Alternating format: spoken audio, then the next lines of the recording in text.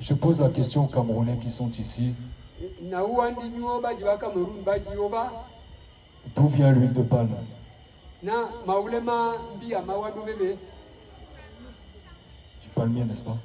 Je vois ici les palmiers, ça pousse en abondance en fait. C'est la région.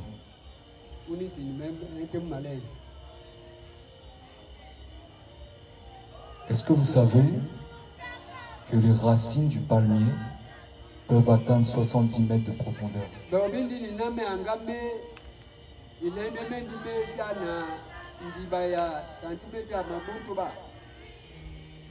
Le Seigneur sait pourquoi il a fait atteindre cette profondeur-là, en fait, à ses racines.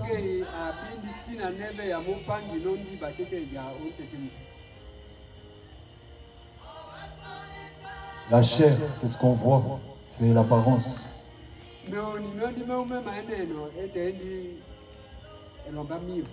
Mais c'est pas ce qui compte le plus.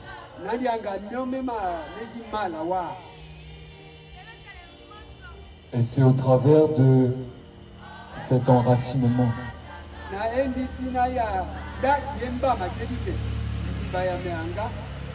que nous arrivons à connaître qui est Dieu. Et ça doit nous enseigner parce que nous les chrétiens, nous sommes parfois éloignés de l'essentiel. Ce que nous devons rechercher, quelles sont nos véritables inspirations. Par quoi, à quoi tu aspires dans ta vie? Qu'est-ce que tu veux? Ce qui amène l'homme à atteindre le bonheur dont parle Job.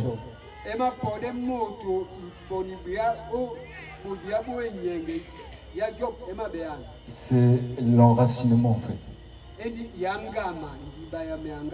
La profondeur dans l'intimité. Suivez-moi s'il vous plaît. Je veux m'enraciner en toi, Jésus. Quand viendront le vent et la tempête, donne-moi de résister. Je veux m'enraciner en toi, Yahweh. Quand viendront le vent et la tempête, donne-moi de résister. Je veux m'enraciner en toi, Jésus. Quand viendront le vent et la tempête, donne-moi de résister. Encore. Je veux m'enraciner en toi, Yahweh. Quand viendront le vent et la tempête, donne-moi de résister.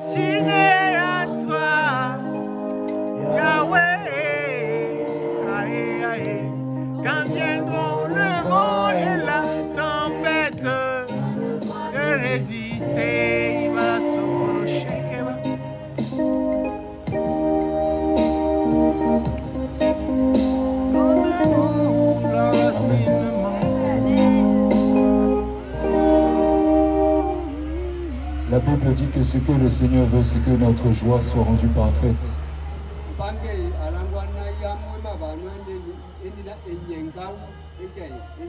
Et je pense que si le Saint-Esprit t'amène à comprendre que c'est de lui seul dont tu as besoin et c'est que de lui seul provient ta suffisance, à partir de ce moment-là, tu vas commencer véritablement à rentrer dans l'accomplissement des projets de Dieu pour ta vie.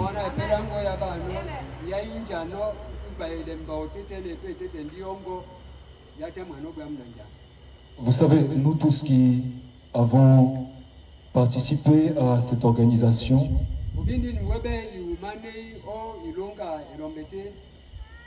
je remercie du fond du cœur la famille Boulou.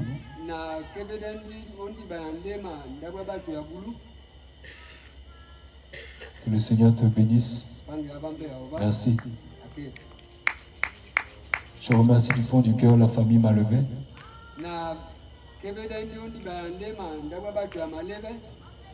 Dieu sait ô combien je suis reconnaissant envers cette famille.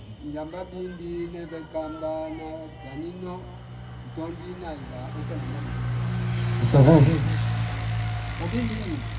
nous ne sommes pas des religieux. Il fut un temps nous l'étions.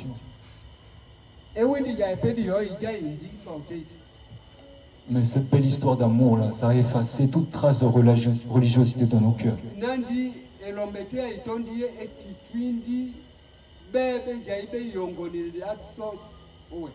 La religion, c'est ce qui t'amène à penser que les traditions d'hommes ont de l'importance à tes yeux. Alors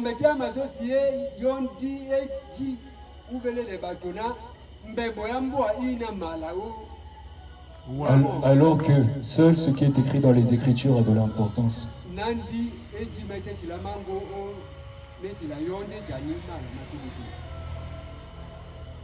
Tout à l'heure, je parlais de l'enracinement, de ces racines. Pourquoi? Parce que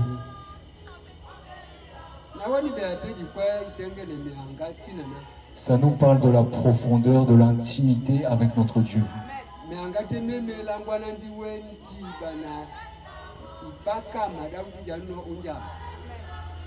Tu peux vivre dans la pauvreté. Sur le plan physique, matériel. Mais si tu es riche de la présence de Dieu dans ta vie,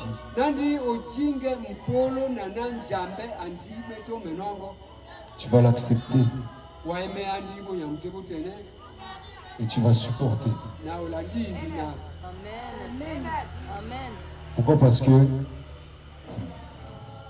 tout ce que Dieu fait est bon. Et vous savez, il y a un enseignement que j'ai dernièrement que j'ai reçu, c'est la souveraineté de Dieu.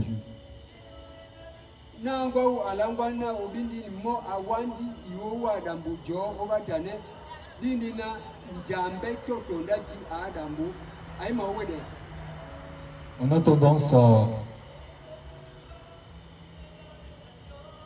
tendance à vouloir se mêler de comment les choses doivent se passer. En fait.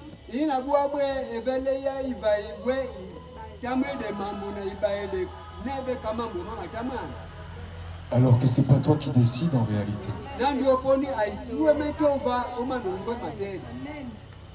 Si tu cherches à t'interférer dans ce que Dieu a préparé pour toi d'avance,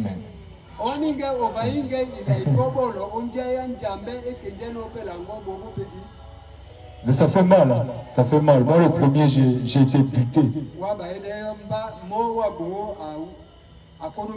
On te dit de consulter Dieu quand tu cherches à t'engager dans un projet quelconque, tu ne le fais pas.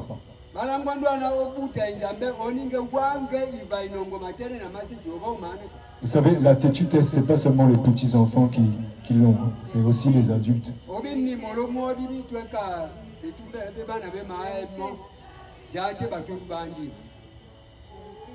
nous sommes ici.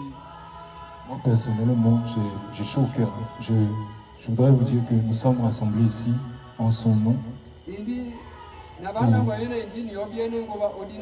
Nous voulons nous encourager les uns les autres. Vous savez, l'église, l'ecclésia,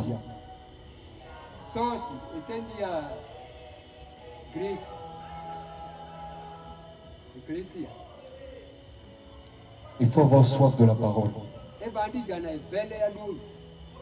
Peut-être que ta vision, ce n'est pas le royaume de Dieu.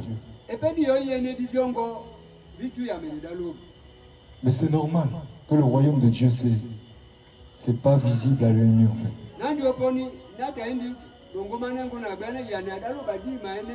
Peut-être à ce jour, tu n'as pas encore expérimenté suffisamment l'amour du Père pour pouvoir te rendre compte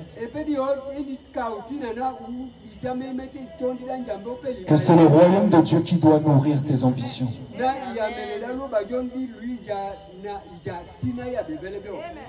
Vous savez, l'église, c'est une grande famille. L'église, c'est assemblée, appelée hors d'eux.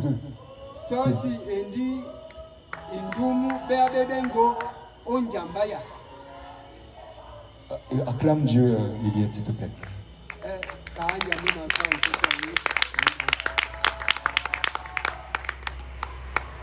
Assemblée, appelée hors d'eux. C'est le préfixe ek, ek, hors d'eux.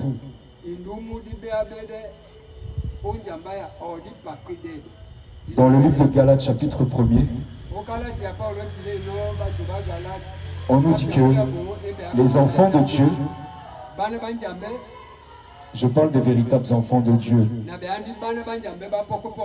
pas ceux qui vivent dans le péché de manière consciente. Je parle des véritables adorateurs. On dit que les enfants de Dieu ont été arrachés de la ténèbre ici présente. Le monde des ténèbres. Si on regarde Bongaele dans l'esprit là, vous pensez qu'on va voir la nuit? Vous pensez qu'on va voir clair? Quand je me promène sur la plage le soir là, j'ai mal à la poitrine.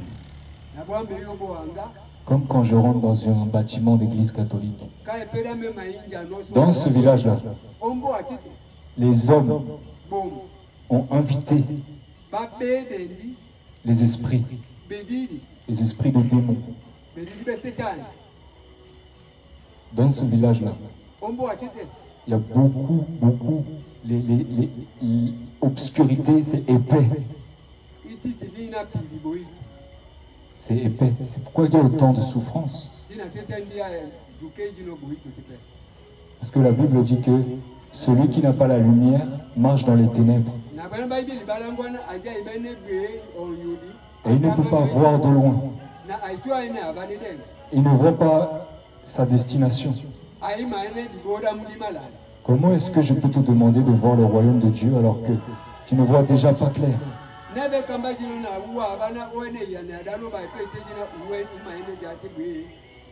L'enracinement. C'est une pensée que j'ai reçue tout à l'heure. À vrai dire, je n'avais pas préparé quoi que ce soit. La Bible dit que chaque jour, nous devons nous examiner pour savoir si nous sommes toujours dans la foi.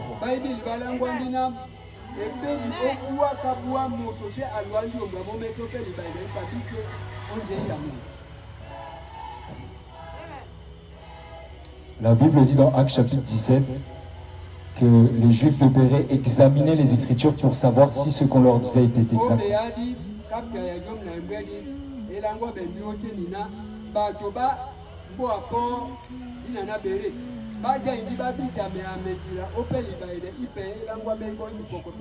Or, la foi vient de ce qu'on entend. Ce qu'on entend vient de la parole de Dieu. Donc, si tu veux avoir la foi véritablement, cette foi qui t'amène dans une autre dimension, Cette foi qui libère ta conscience. Cette foi qui te soulage. Il faut examiner les Écritures. Tu le fais parce que c'est pour ton bien. N'attends pas qu'un homme de Dieu vienne t'enseigner.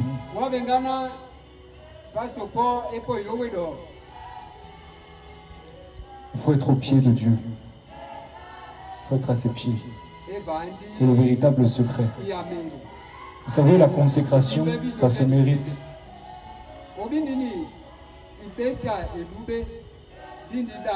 C'est vrai que Jésus-Christ a déjà tout accompli sur le bois de la croix. Mais il ne peut pas te forcer à te laisser dépouiller par lui de ce qui ne convient pas dans ta vie. On dit on ne force pas le salut, mais on ne forcera jamais non plus ton intimité. On ne s'immiscera jamais dans ta vie privée sans ton consentement. Dieu est le véritable gentleman. Il est l'homme, Jésus-Christ. C'est l'homme que Dieu voulut sur terre. C'est l'homme parfait.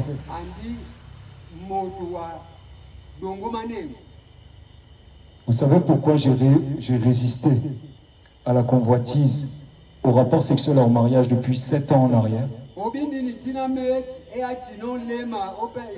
7 ans en arrière. J'ai des antécédents. 7 ans en arrière. Si vous saviez combien je suis faible. Et pourtant. Je voudrais partager avec vous, si vous pouvez ouvrir Josué, chapitre 6.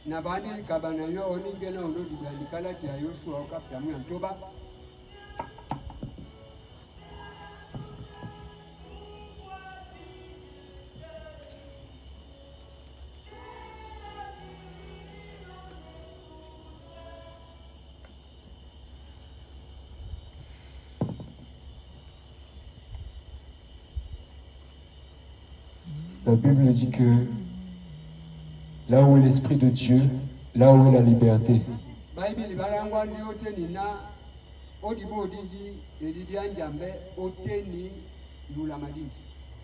Ici c'est un rassemblement, d'accord? C'est pas une église. Tous ne sont pas convertis ici. Tous ne sont pas membres du royaume de Dieu.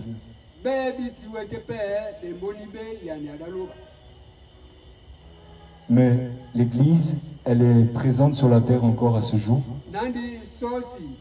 Et elle vous invite en fait. Venez rejoindre l'Église, la famille de Dieu. La famille des liens du sang. La famille biologique que tu as, que moi j'ai. Elle ne veut pas la famille du Seigneur.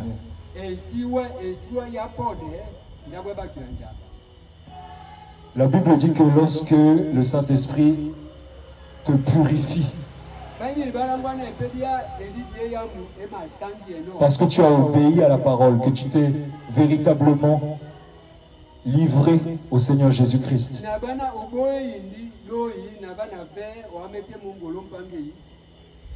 Il y a quelque chose qui se passe. C'est-à-dire que le Seigneur va, en fait, il va tisser les liens. Il va t'introduire dans son corps. De sorte qu'il n'y aura plus aucune hypocrisie dans tes rapports avec les hommes et les femmes qui sont de cette famille-là. Dieu sait qu'il y a de l'hypocrisie dans nos familles biologiques. Dieu sait que l'hypocrisie règne dans nos familles biologiques. J'ai tellement été déçu par le comportement des miens, vous savez. Il y a tellement de divisions dans ma famille. Il y a tellement de déceptions amoureuses. même des divorces. Et quand je réalise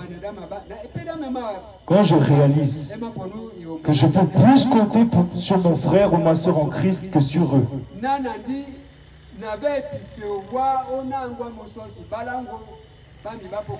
vous savez, ce sont des choses qui se vivent mieux qu'elles ne se racontent. Mais vous devez comprendre que le bien meilleur est en Christ Jésus. Et le Seigneur ne t'a jamais appelé à mener une vie religieuse, c'est pas vrai.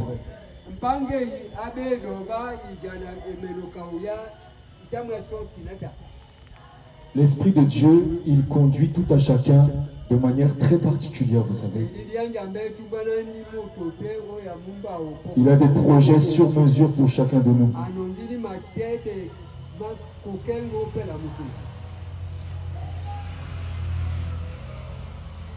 Donc le chiffre 7, le 70, donc c'est un nombre, hein, le nombre 7, il me fait penser, il me fait beaucoup penser à cette ville de Jéricho dans Josué.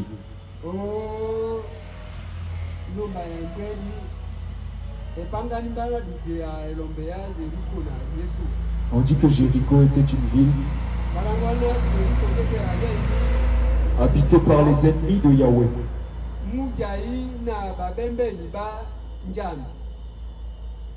On dit que Jéricho était inaccessible. Elle était fermée. Fermée devant les enfants d'Israël. Personne ne sortait, personne n'entrait.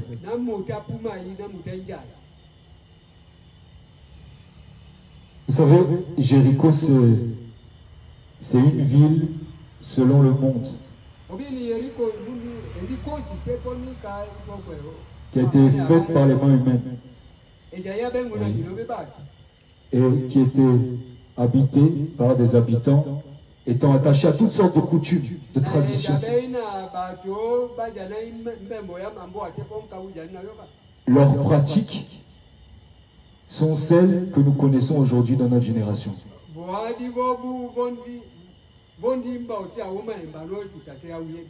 Des péchés qui sont manifestes au milieu de nous.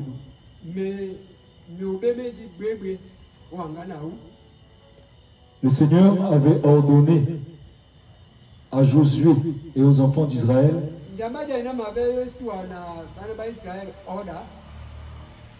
d'aller renverser cette ville.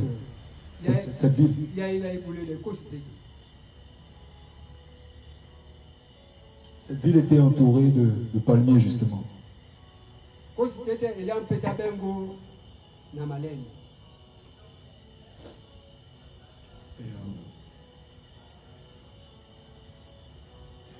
C'est possible que dans ta vie, il y ait certains blocages. C'est possible que dans ta vie, il y a une zone d'ombre. Au fond de toi, tu redoutes ce danger qui est manifeste. Parce que c'est monté à ta connaissance.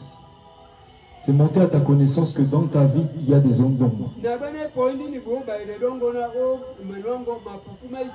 Vous savez, les ténèbres et la lumière ne se mélangent pas. Peut-être que certaines opportunités n'ont pas pu aboutir dans ta vie. Des choses qui auraient pu te rendre meilleur. Des choses qui auraient pu ajouter à ta foi de nouveaux progrès. Des obstacles qui t'ont été impossibles de franchir.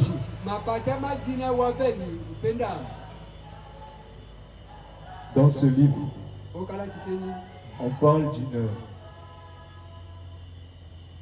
d'une délivrance miraculeuse que le Seigneur a dispensée à ses enfants. Pourquoi? Parce que,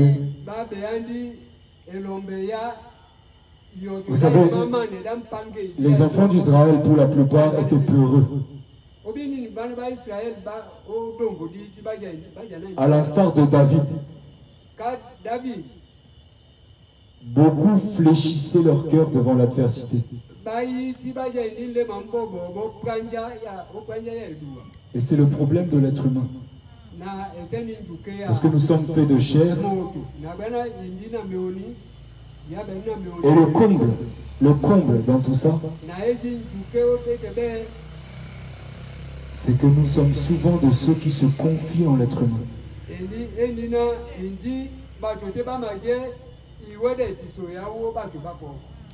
Jérémie chapitre 17 verset 5.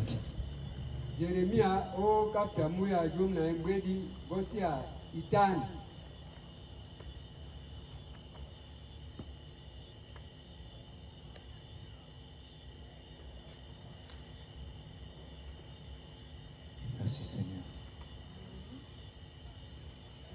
Chapitre 17 verset 5.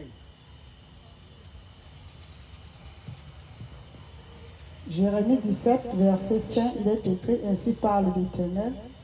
Maudit soit l'homme qui se confie dans l'homme, qui prend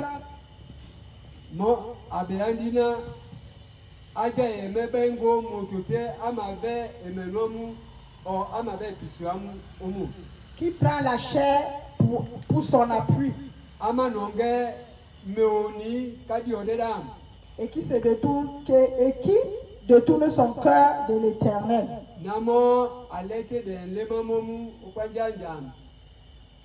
C'est très instructif.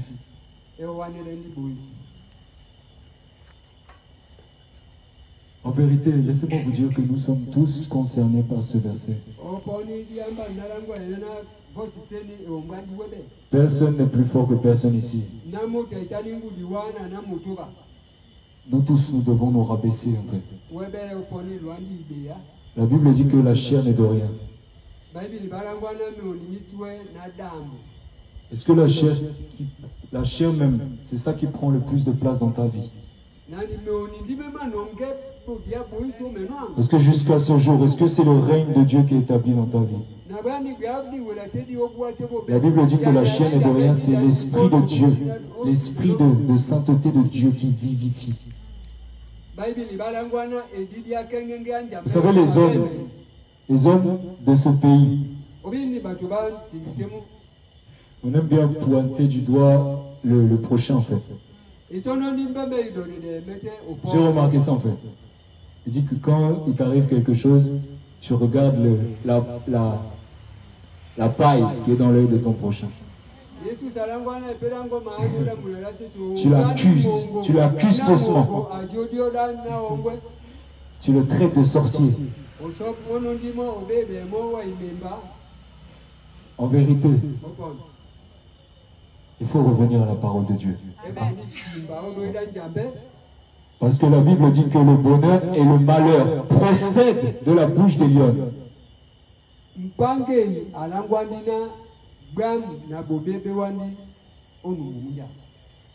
La malédiction sans cause n'atteint pas.